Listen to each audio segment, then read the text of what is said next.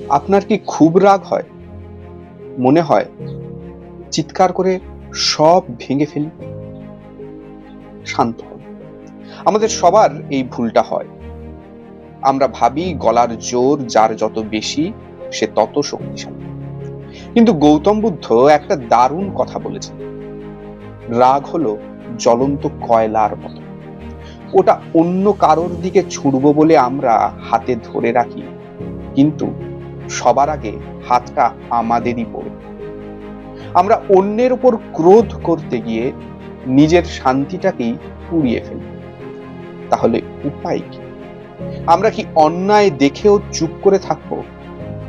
একেবারেই নয়। শ্রী রামকৃষ্ণদেব বলেছিলেন, সাপের মতো ফোঁস করো কিন্তু কামড়িও না। মানে নিজের বিষ উগরে দেবেন না, কিন্তু ব্যক্তিত্বে এমন একটা তেজ রাখুন যেন কেউ আপনাকে ঘাঁটানোর সাহস না পায়। চিৎকার করে নয়, নিজের ব্যক্তিত্ব দিয়ে ভয় দেখা। গীতা বলছে, ক্রোধ মানুষের বুদ্ধি নাশ করে। তাই রাগের মাথায় কোনো সিদ্ধান্ত নেওয়া যাবে না। বরং ওই ক্রোধটাকে সস্তা ঝগড়ায় নষ্ট না করে নিজের জীবন গড়ার জ্বালানি হিসেবে ব্যবহার করুন। নিজেকে এমন জায়গায় নিয়ে যান যেখানে পৌঁছলে ওই ছোটখাটো রাগগুলো আপনাকে ছোঁয়ার সাহসই পাবে না। সমুদ্রের মতো গভীর হন।